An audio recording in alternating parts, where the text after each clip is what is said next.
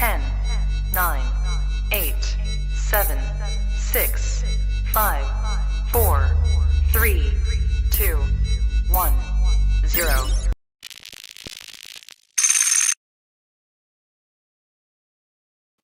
Welcome back to another edition of the Rising Coaches podcast presented by Lucio Sports. Right now, when you sign up for a membership of Rising Coaches, you get a free personal license to Lucio Sports' apps, which is awesome because you can do play diagrams, you can do play animations, which you're seeing the NCAA is about to pass and allow coaches to use technology in the huddles. Lucio's already on the iPads of NBA teams. You can see them in 30-second timeouts instead of drawing up crazy squiggly lines a bunch of times that your players don't know what it means anymore. You can simply have the plays already loaded in there. You hit play on the iPad, and it shows the animation. You can run through it 3 to 4 times in a 30-second timeout to really get your players understanding where they're supposed to be. So when you sign up for a free membership of Rising Coaches at risingcoaches.com, you get that free license to a personal license to Lucio Sports. Also, they just finished building our profile pages. So when you become a member of Rising Coaches, everyone now gets a free profile page, which is viewable to the public. So if you Google my name, you'll see my Rising Coaches portfolio show up. You can click it. It's got a cool interactive resume, a timeline of all the places I've ever been. It's like your own coaching portfolio right there. For free, included with your membership. So head to risingcoaches.com, sign up, and follow our friends at luciosports.com. All right. Very excited for our guest today, Aisha Foy. We've got many titles here for Aisha. Director of Recruiting at Kentucky, the host of Black Excellence in Sports. Check it out on iTunes now. As well as an author and an entrepreneur, author of the new book, Success is My Major. Aisha, what's up? How are you? You've been busy. What's going on? Yeah, too busy. Too much to handle, but just trying to do all I can, live out my purpose and everything. So yeah, I try to do what I can. That app that you were just talking about, I was one of those players that I ain't never remember what the coaches drew up. So hey. Well, you know how it is. Like, even if it's like Coach K, sometimes they show his like whiteboard. You get a glimpse of it on the camera, and it's like squiggly lines everywhere. It doesn't matter how good of a coach you are. Like, those things are hard to read. Yeah, I'd be like, what coach just say? So yeah, exactly. Well, Lucio's making it easier. Aisha, we got to know each other at SEMO. You were the GA for the women's basketball team. And the men's and women's basketball staffs shared like an office suite. So we were always around each other every day.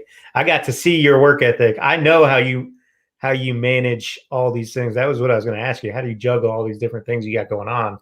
But I've seen you in action. You're like extremely disciplined and intentional with your time.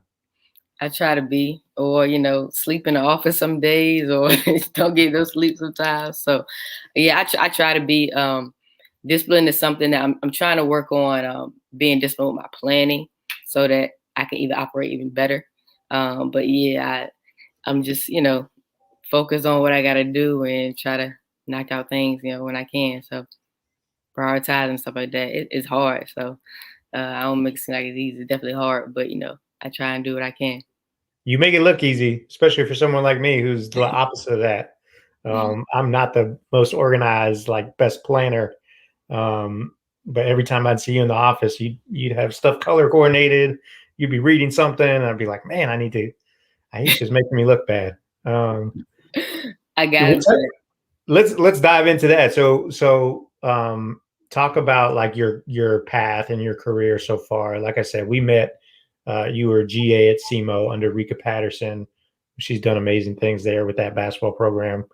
Won the championship in 2020, which hasn't been done at SEMO in decades. I think I don't know my SEMO women's basketball history, but I'm going to say decades. I think that's fair. Yeah. And before that, you played at Radford, right? Yes, sir. Give me the scouting report, Aisha. That's something we do on the show. You got to give us a scouting report.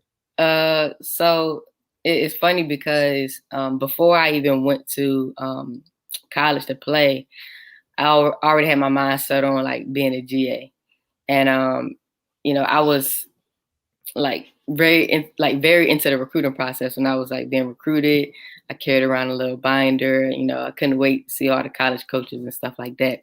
I focused more on that than I actually did like playing. So if I would have put that energy into playing, I'd probably be like in the WNBA or something like that. But I just was really interested in like, how they thought, how they went about themselves, what it took to be recruited. I would print out, if somebody was being recruited by a top team, I'll print out like the evaluation. I would like highlight everything I had to do to get there. So that was kind of like my, high school, middle school type thing, what I was doing and things like that. So, we had a player from my hometown who went and played at Richmond. And the year after she graduated, I saw her on the bench for Georgia. Her name Danielle Bell. I saw her on the bench. And I was like, I asked my mom, I was like, when was she was just finished playing? So then we like looked it up and everything. And then we see that she was a graduate assistant coach. So I was like, whatever that is, I got to do that. So I had, gotten advice like, when you get to college, you want to make sure you do so you want to be a coach program and things like that. So my whole college experience was all about trying to make sure I prepare myself for that opportunity. I got a little sidetracked in college. I had fell in love with New York City. So I wanted to go, first option would be the GA at St. John's, but I wasn't going to go to St. John's. I mean, if I wasn't going to be the GA, I was still going to go. But, thankfully I got back to my purpose, you know what I'm saying? Sometimes it don't happen. You think you want something, but then, God know what you really want. So a week before I was getting ready to actually move to New York, Rika Patterson, I got an email from Rika Patterson asking me, was I interested in talking to her about the graduate assistant position? So, initially I was like, no, not really. I called her, she didn't know what I was thinking, so, I was talking about, just asking questions about it, going through the interview process, but I had my mind just set on going to New York, but after I talked to her the first time, I was like, man, this feels like, is the right thing to do. Like, it just feels perfect. In New York, going to New York it was so hard. Like, obviously the rent is crazy. I was about to be paying for grad school, but, I just had my mind set on it. But, after I finished talking to Coach P, I was like, nah, this is what I'm supposed to be doing. So, yeah, important moral to that story is like, because young coaches do this all the time and make this mistake. Always listen to an opportunity before you like make any decision. mm-hmm. And don't tip your hand like, oh, I don't really want to do this. Listen first, then decide. Yep. Because, and that's good too. Cause I had I mentioned to my mom, like subtly, and she was like, what? Somebody emailed you about a graduate assistant position? I'm like, yeah, but we're going to New York next week. Like I'm about to sign a lease. Like literally the lease was in my email waiting for my signature. And then for some reason I didn't sign it. So, but, by the time I talked to Coach P, like I talked to her for about a week, just different opportunities talking to her. And I knew by the time I had to have a decision made before she offered me the job, because I didn't want to say, let me think about it. I wanted, as soon as she offered me the job, I wanted to be like, okay, yes, I'm coming. So, I took some time, thought about it, was praying about it and things like that. That's probably the first time I was like, I need to pray about a decision. But that is probably like the first time I really need to pray about a decision, because otherwise I'm just like, nah, I know what I want. But like I said, I got the lease, didn't sign the lease. I was like, nah, I'm supposed to go to Cape Girardeau, Missouri and be a GA. So that was how I, got to Missouri and met you and things like that. Yeah, always crazy to see like the twists and turns in people's journeys and paths. But Aisha, you avoided my question. I want the scouting report for you as a player. Driver, shooter, as a player. My bad. Stopper. I thought you was asking about the scouting report on how I got to where I was. No, I think you're avoiding talking about your game. I got to know. The crazy thing about me is that I feel like I played decent, like, maybe 10% of my career. It's crazy because it's all about mindset. So, but you know, on a good day, you know, I would say, you know, point guard, push the ball hard in transition. You know, always looking for teammates. You know, not trying to, you know, save the day, anything like that. Definitely a shooter. You know, don't leave me open. You know, definitely a shooter. You know, can get to the basket, make good decisions when my mind is right. But yeah, just front runner, leading the show, leading the team, things like that. So Confident shooter. I like it. I like it. We yeah, finally got the confidence coming out oh yeah, no doubt. on your game. Good. That's one Okay. thing I can do. I can shoot the ball. You know what I'm saying? Okay. See, I didn't know that. We never hooped. I don't know why, but we never hooped at SEMO. Oh yeah, So we did. yeah, you were a shooter. No noon ball game. Yeah, But, learn something new every day. We did play. You guys just never came out. We would play. oh, for real? Oh, I mean, Yeah. my first year at SEMO, I actually I was recovering from an ACL injury, so I wasn't That's even right. able That's to right. play. And then You got an excuse. who knows what's happening in my second year? But I could year by that time. Okay, so you leave SEMO and now you're at Big Blue Nation. You're at Kentucky, as big as it can get in the SEC, which is the premier conference for women's basketball, right? Absolutely. Talk to me about like going. I mean, you're like a small college. You've been at Radford, you've been at SEMO. Now you're stepping into Rupp Arena. Like, is it just like how? Like, did you have a moment where you were just like looking around, like, holy cow, like I really work here? Yeah, every day. To be honest, every day when I walk in, I'm like, I really work here. You know what I'm saying? Like, so you know, it's a dream come true. It's a dream come true, and it's yeah, and I enjoy it. I'm blessed to be a part of the coaching staff, and not just the university and the athletic department, but like the coaching staff that I get to work with. It's just like it's literally a dream come true. Yeah, what is like the biggest difference from where you're at now to like the place you've been before? In terms of like operation or like, I mean, obviously the arena's bigger. Obviously, Yeah. like, there's more people, but when it comes down to it, in terms of like running a program, what's the difference? I would say so. I mean, I work for Rika Patterson at SEMO, and like she, you know, she got her start at Baylor, and you know, she's a national championship coach and things like that. So she always pushed me to perform at a high level. So, and she also wanted the program to, in the way that we could, resemble a top level program. So, um, you know, the level of expectation isn't any different, which I'm grateful to be that I worked for her before. The biggest difference is the size of the staff. And it's something that I'm still getting used to because as a GA, you know, I'm full-time video coordinator. I do all the social media. I do, you know, help with recruiting and behind the scenes of recruiting. I'm doing alumni. I'm, you know, preparing for camp. I planned one camp. It's just so many aspects to it. Like and anything else that the head coach need is like, you know, your responsibility. Anything that the assistant coach can ask you to do as well, you know, it's like 24/7. You hear you there, you hear you there. And coming to a place like Kentucky is like you have one area. You know, it's still a lot of responsibility, you know, because the competition is more competition, you know, but it's like one area. And that was difficult for me, specifically because, you know, as we talked about earlier, you know, I like doing a lot of things, and it's not because I have to. One is because I want to. It's kind of how I'm wired. So when I'm in a, you know, I'm in the meeting the first time, every problem I'm trying to fix each problem because as a GA that had to be kind of like my mindset. Like I had to have an answer for anything that the, you know, the head coach may have wanted or needed, or any situation. I probably was the one to go to fix it. So being on a staff this big is like, you know, is one area of responsibility. And it seems like it should be like relieving, which it is relieving, like when you actually embrace it. But it's like, it's just a big difference for me. I'm like, all right, so it's hard for me to think about, you know, it could be a problem that needs solving. and me not doing anything to solve it. Like that's hard for me to be like, okay, ignore that fire, right?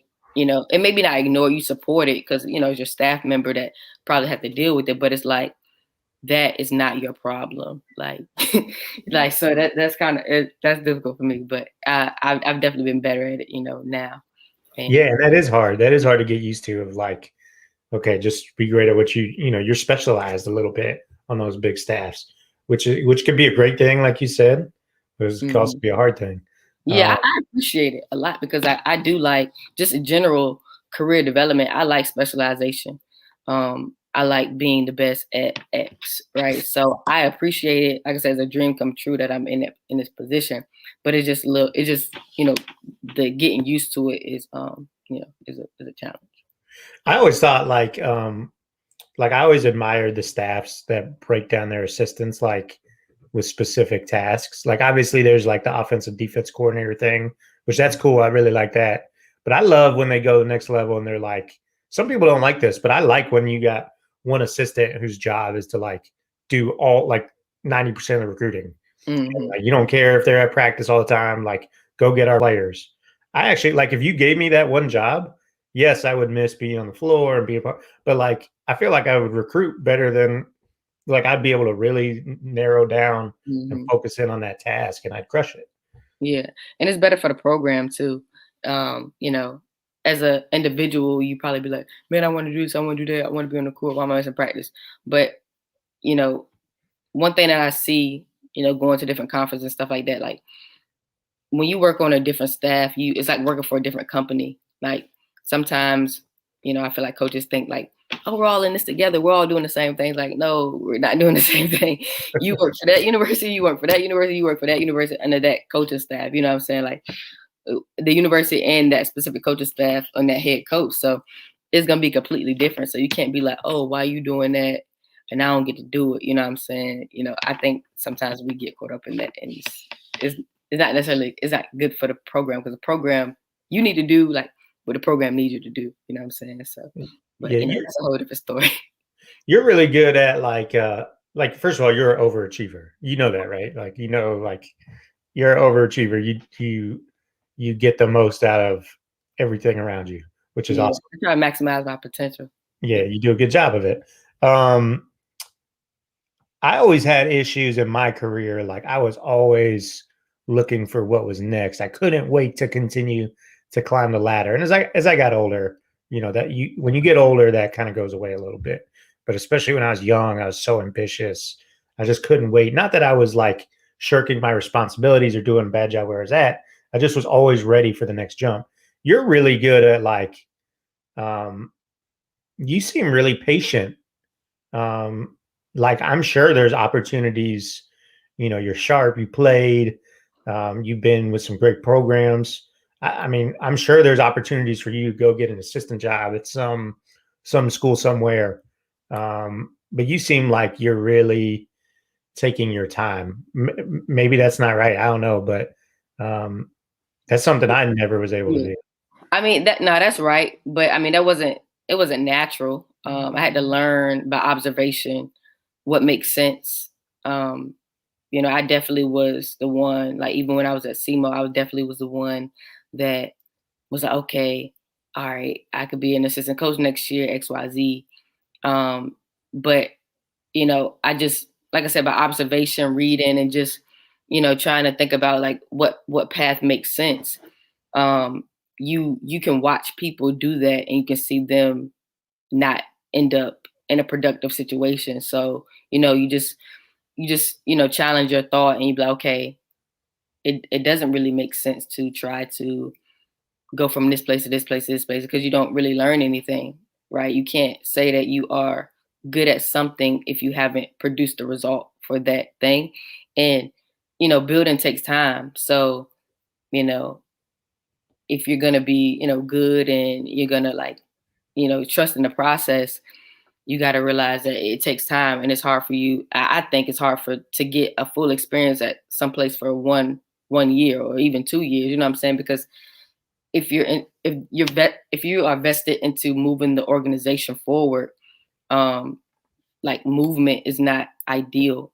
Also, like, also like understanding the model of like college athletics is not good to turnovers is not good. You know what I'm saying? So if it's not something that truly makes sense, and and there's ways you can grow in a specific position, then that is more you can do where you are. You know what I'm saying? So, but that's not a natural thought. That's a thought I've understood, like watching how like people's careers play out and things like that. And even with myself, like having goals, like, all right, I want to trust the process. I want to go. I want to finish something to completion.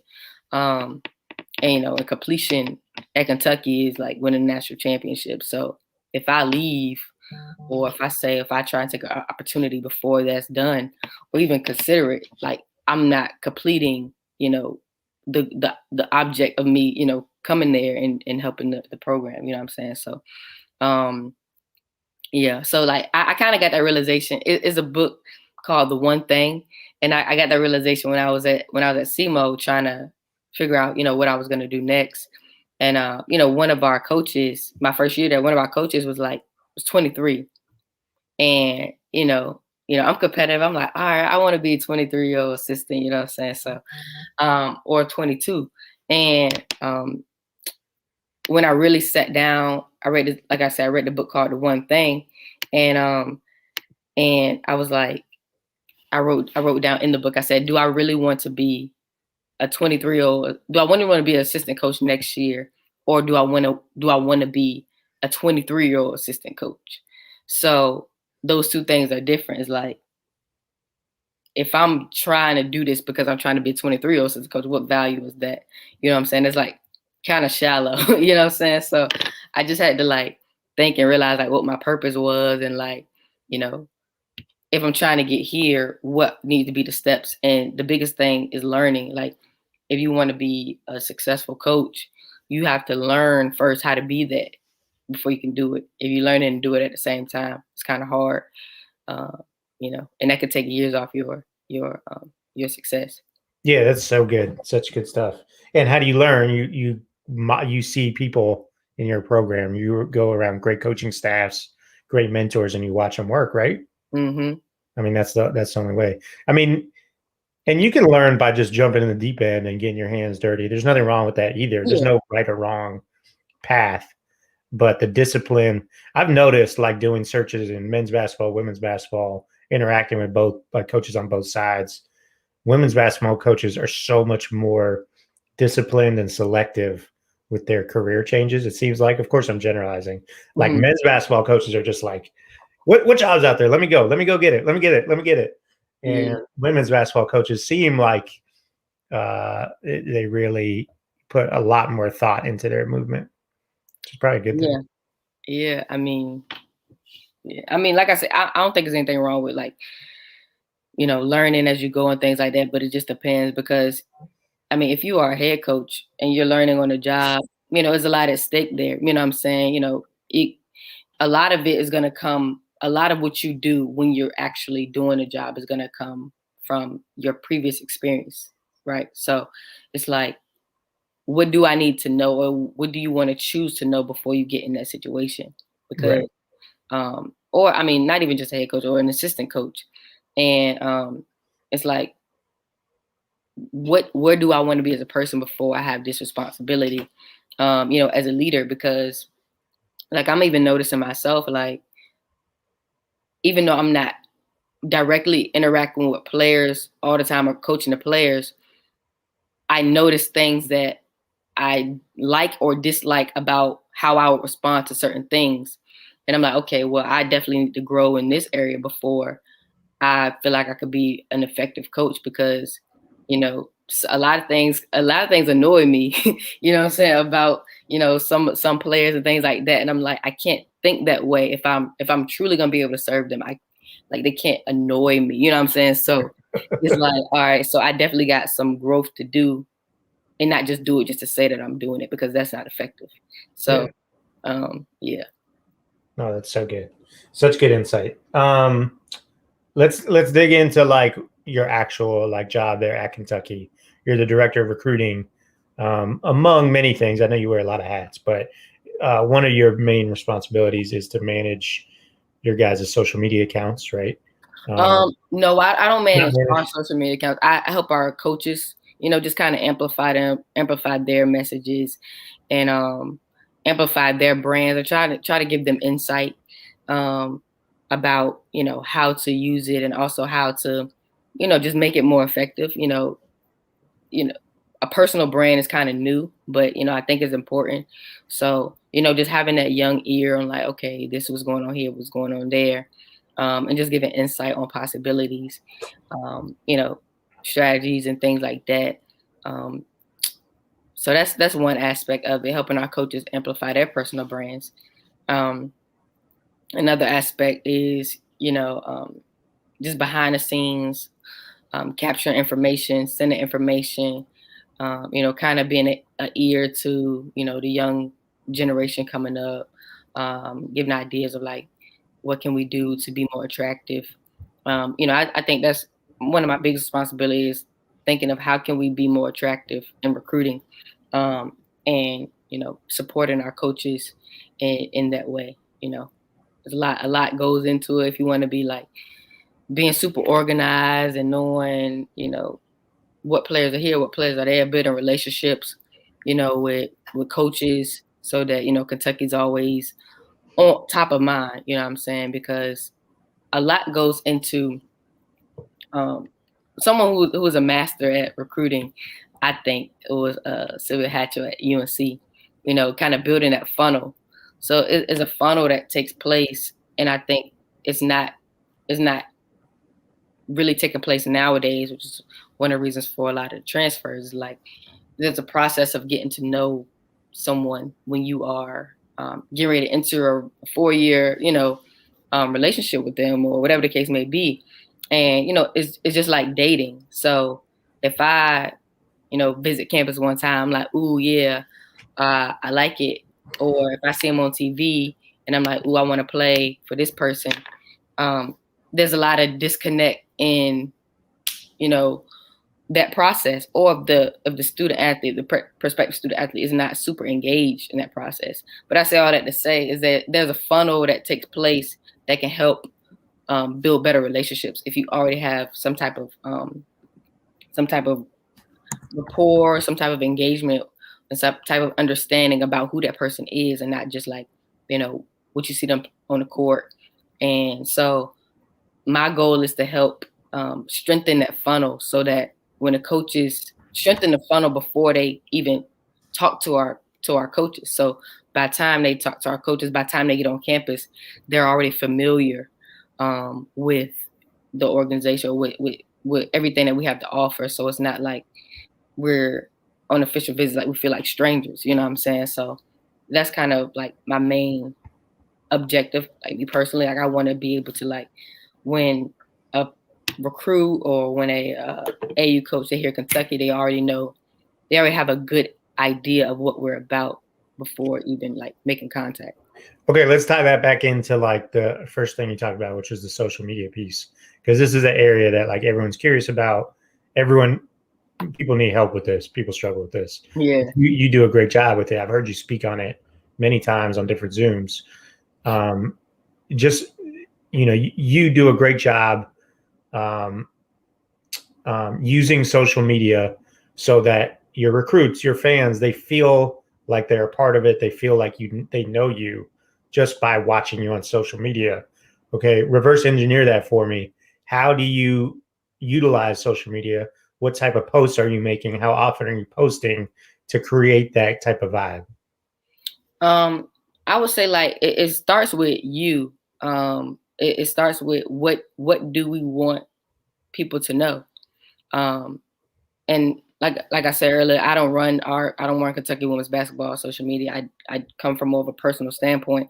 But it's like, stories, when you can tell stories, or when you can capture moments in a tweet, or capture an emotion in a tweet, it gives them an idea. So like, it's like, okay, what do you want the recruit to know, or the fan, or whoever, to know about you or the organization first? And if you just get to posting, then you miss the whole concept, right? So it's not necessarily about who has the best, who has the coolest content. It's about how personable is it. So for example, one of our coaches is really into music.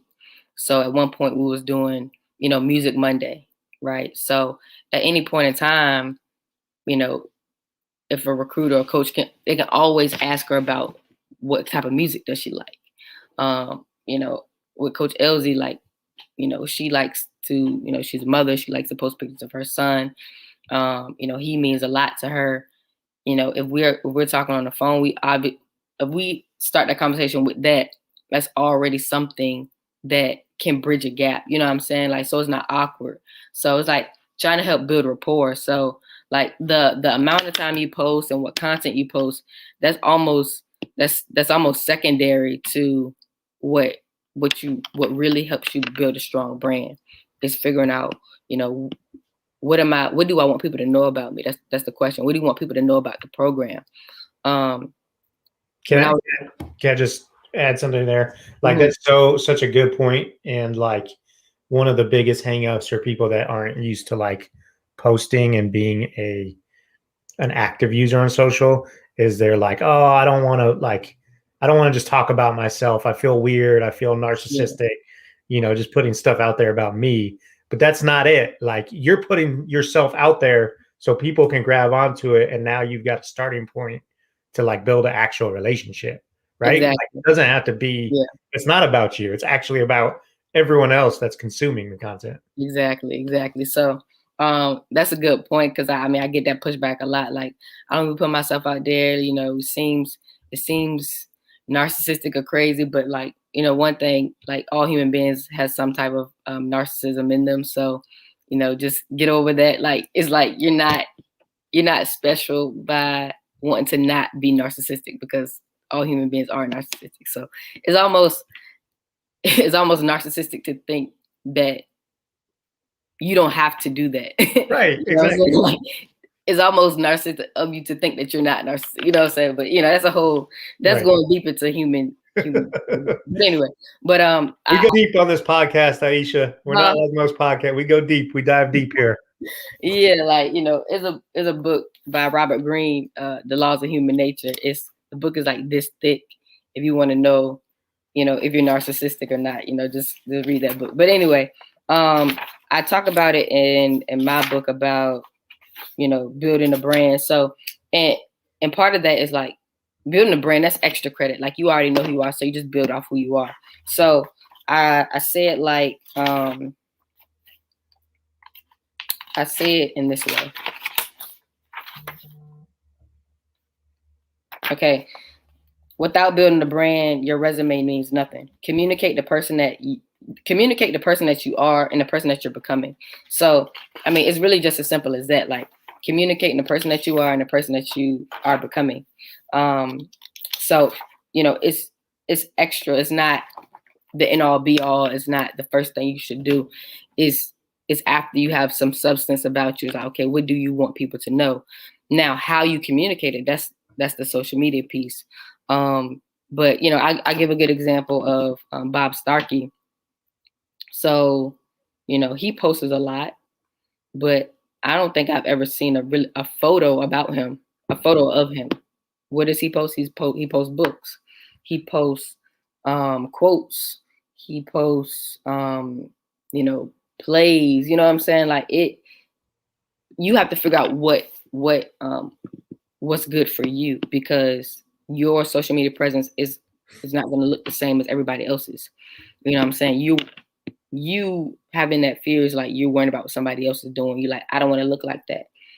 Well, you're not going to look like that if you aren't that. You know what I'm saying? So it's that's the biggest part, is figuring out, what do you want to communicate? Who are you? What you're going to communicate? Let me pull up his page right quick so I can give an example. Like, he posts all the time, and his picture is not even his. The logo of the school that he works at.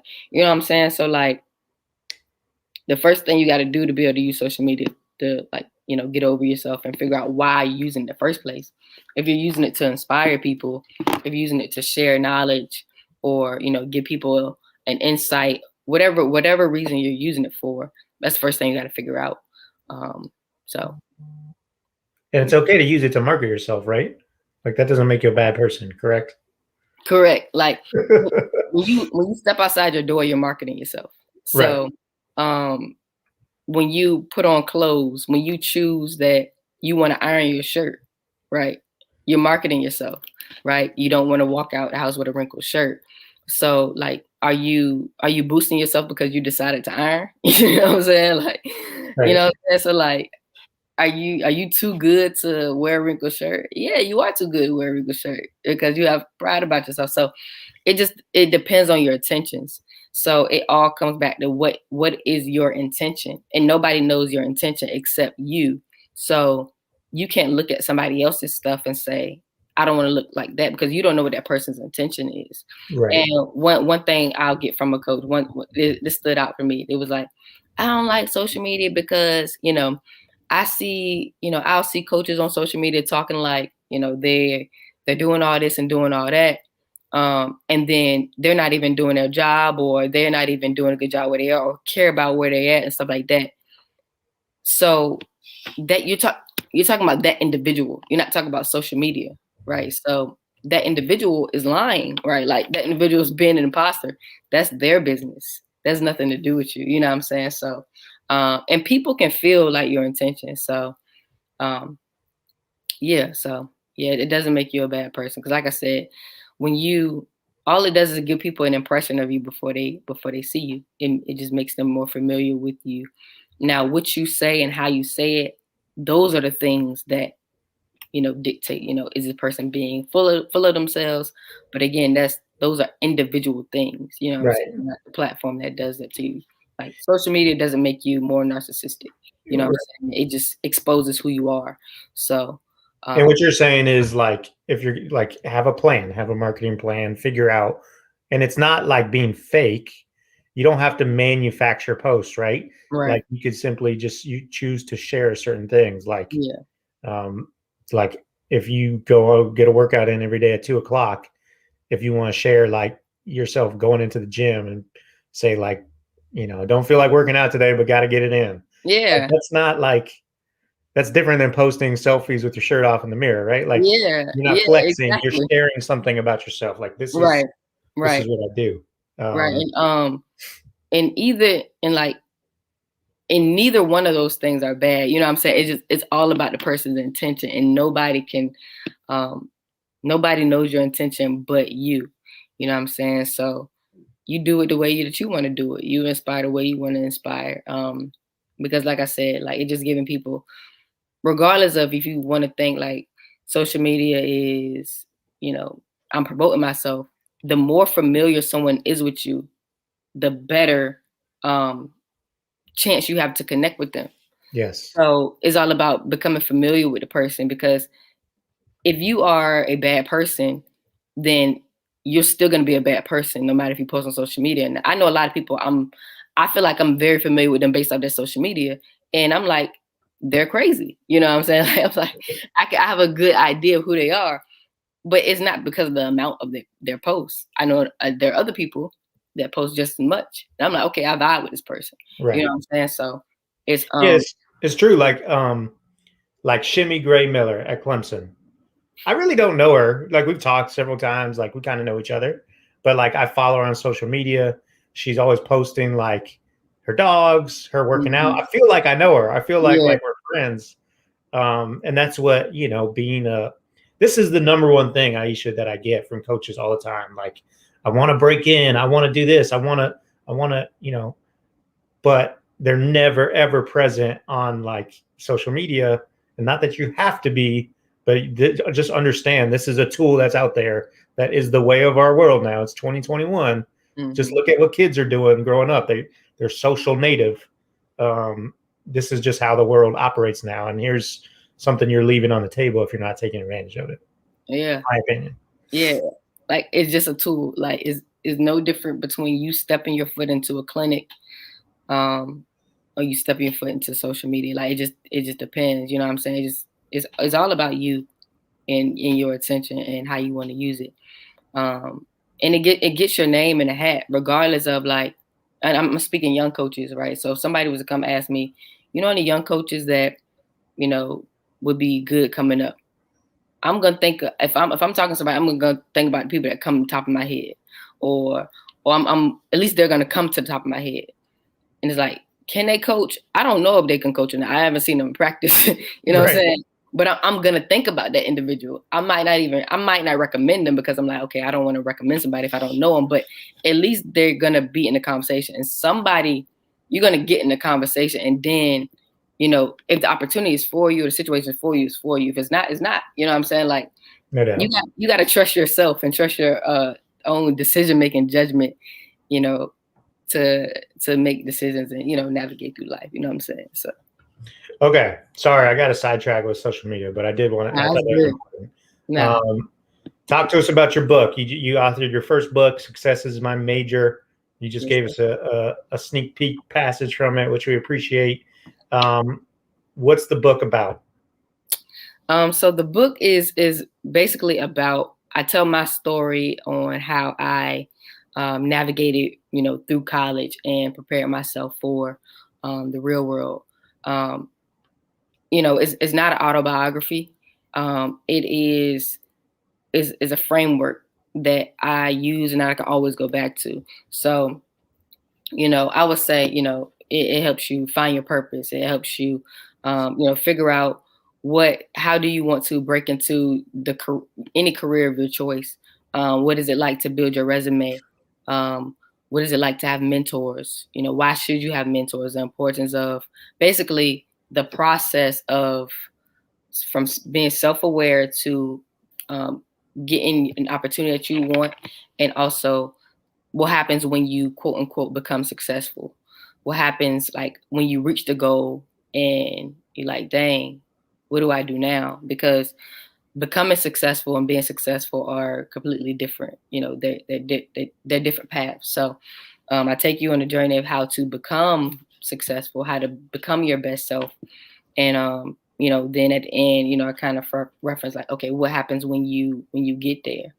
A big underlining part of the book is getting over yourself, right? A big part of my book is about entitlement, because I feel like that's what holds a lot of people back. And I talk about my instances of entitlement, and how once you get over yourself, that's when you can reach the next level of life, when you get over yourself. So that's the underlining piece. If you write a book and it says about entitlement, no one's gonna think that they need to read it. But if you talk about success, then they're like, okay, yeah, I want to read that. So it's my process of when you fall into this issue, what can you go through? And one thing I did with it, I created a framework, so it's not about me. It's about anybody can insert their story and follow the same kind of agenda to either get better results than me, results like me, or better results than me. You know what I'm saying? Because I want to help, duplicate this process of where I feel like I was able to do, as a student and a young professional. I love it. Success is My Major is the book. You can go to successismymajor.com. You can go on Amazon and find it. We're going to give out a copy. We're going to buy a copy and give it out. So if you want a chance to win the book, shoot us an email, adam@risingcoaches.com. Tell me why you need a copy of the book, and we'll select a winner. We'll buy you a copy and send it your way. Again, adam@risingcoaches.com. Aisha, like, how was the process of writing a book? Is this like, are we going to see more books from you in the future? No. I don't know. It was. I'm not trying to discourage anybody from writing a book, but for me, it was very difficult. And I say that because me personally, I'm all over the place sometimes. So my thoughts could be, all over the place. Previously, I don't necessarily do a good job at capturing a thought. You know what I'm saying? So like, when you sit down, try to remember, and you have this idea and you just like, dang, I want to put it together. But it was hard, like, and I wrote it I started it when I graduated college, 2016. So I was writing it as I was transitioning into being a GA and also transitioning into being at Kentucky, working for Kentucky and trying to do my best job there. But one of the biggest reasons why it was so difficult is because I'm trying to conceptualize what I'm living. So, if the book is about success and I don't feel successful, it's hard to like sit down and write, you know what I'm saying? Or hard to like be confident about what you're writing if you're unsure. So that was a difficult part because it's like I'm trying to learn as I'm living, and trying to say what's right, what is right about this part here. So it's like you're trying to learn what success is while pursuing success, and that's one reason why I thought it was important that I write it at the start of my career, because if I read a book about a successful person now, it's like they're already 50 years ahead of me, and if I write this now, like it can relate more to somebody who's going through the same process. So it's kind of like we're going through the process together, depending on when you buy the book, you know what I'm saying? But it's like we're going through this process together, and I wrote this book for myself because it's like it's advice to myself. So if I'm struggling through something and I don't have the advice to give myself, it's like, dang, it's hard to write. You know what I'm saying? So, but I figured it out, and I think I got it right. So, I love it. yeah. I mean, so we need a sequel every 5 years, then, Aisha. Yeah. I was dealing with something like a couple weeks ago, and I opened the book and I'm like, oh, this is what I needed to do. So I really wrote this book as like a roadmap for myself. So I'm taking advice from this probably the next 5-10 years of my life at least. But yeah, maybe another book, because I have some concepts in mind, because like I said earlier, becoming successful and being successful are two different processes. So this is a process of becoming successful, and now I'm entering a new light of like, you can't, like, you're not climbing the ladder anymore. Like you have to be present and to perform. It's a different thought process, different things you do, a different way of thinking. So I've been thinking about some concepts for the next one. I love it. Okay, last thing before we let you go, we got to talk about Black Excellence in Sports. The logo's right there. Shout out to our producer KJ Kenny for getting that hooked up. Awesome podcast that you host with Nick LeGrune, that we've been super fortunate to be remotely associated with. Yeah, talk about the podcast that you guys started this year, and I mean, it's really, really good. Thank you. Yeah, so I'm an avid podcast listener. I just, for years, like since I was in college, like if you see me with headphones on, I'm probably not listening to music. I'm probably listening to a podcast or an audio book. But I always wanted to start one, but of course, I'd be wanting to do everything. So I didn't act on it really.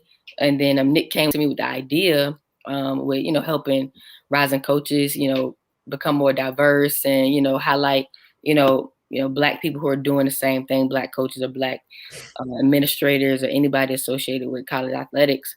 And as soon as he brought it to me, I was like, yeah, like it was an easy sell. Because like I said, I always wanted to do one, and I have a network of people, by following the process that I outlined. But I have a network of people, but I don't need a job, you know what I'm saying? So I'm like, what am I gonna do with this network of people? So also developing the skill of networking. So it's like, okay, now what? What can I do? So it's been really fun. It's been therapeutic for me. Now I can probably speak for Nick as that as well. Like we get from our guests what we need. Literally, like for whatever reason, every single time we interview somebody, or even release the episode, it's something that I'm like, dang, I needed that. Like I went through something last week and I needed that. So, it's to inspire, it's to highlight, Black excellence. It's to help people understand that, being Black is not nothing negative at all. And how to kind of, work through the journey and understand that you're not doing it alone. Like, it's like, what did we need to know? Well, Nick, like, what did Nick need to know when he was young, just starting? Also, like, what do I need to know, like, now? You know what I'm saying? So it's been a lot of fun. Yeah, Black Excellence in Sports is the podcast. You can find it anywhere, Apple, Spotify, wherever you listen to your pods. Yeah, and your guests have been like amazing. Like you've had Shaka Smart, you had Mike Boynton, Dr. Kiki Baker Barnes, Rika Patterson, CY.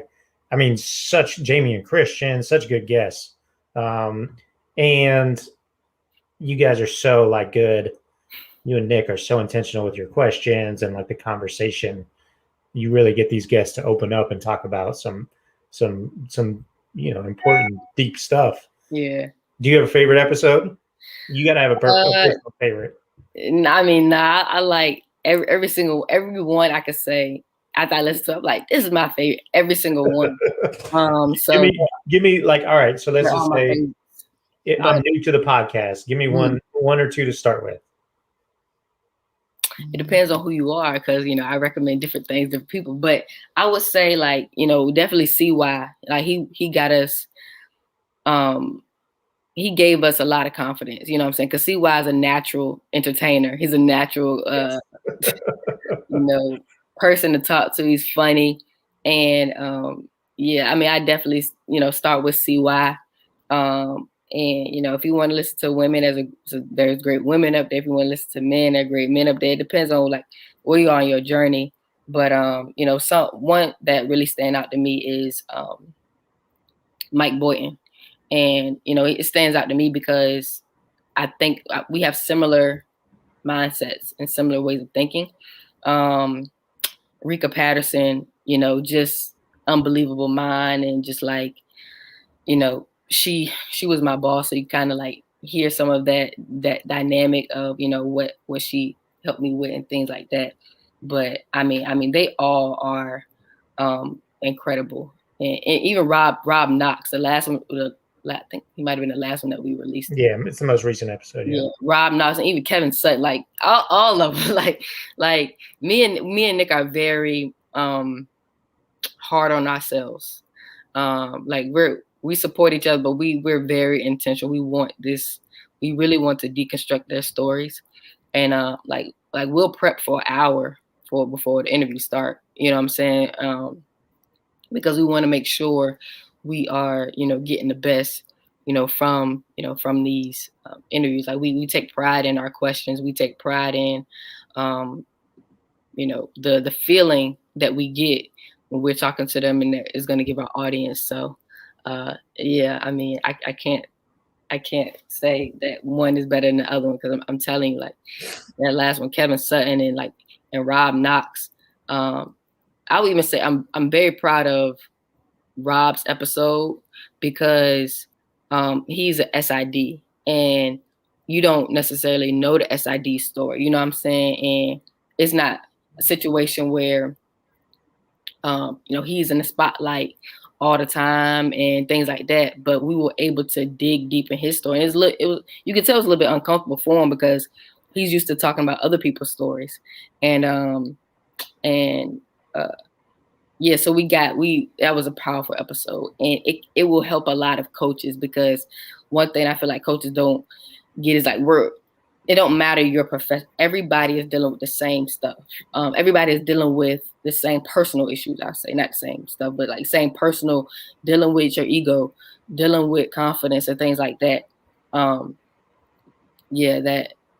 we pulled that out of him, and it was very powerful. And Kevin Sutton, we was very proud of Kevin Sutton too, because Kevin Sutton does a lot of interviews. That Kevin Sutton is like, you can find him easily on He's a very accomplished coach, but me and Nick, like, we don't care about that. So we care about it, of course, but like that's not what we want to talk about. We want to talk about what do you have to do to get to that point. So what do you have to overcome? What personal issues do you have to work through? You ain't got to tell us your personal business. However, like what do you have to work through, and how do you get through it?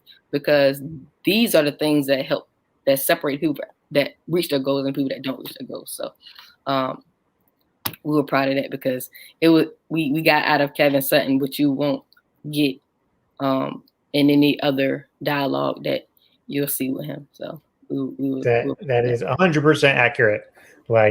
Like I said earlier, like the conversation that you're able to pull out of these guests, these amazing guests that you guys get, is really high level. Aisha, thanks so much for joining us. Black Excellence in Sports is the podcast. Success is My Major is the book. You can buy it on Amazon. Shoot us an email if you want a free copy. We'll buy a free copy for somebody. Adam@risingcoaches.com. Aisha, you're a beast. You're going to be, you're already killing it in so many different facets. And I just continue to look forward to being a fan and appreciate everything you've done for the community and for the profession, really. Absolutely. I appreciate that a lot. That definitely means a lot. Absolutely. Wow. Thanks, Aisha. Take care. All righty.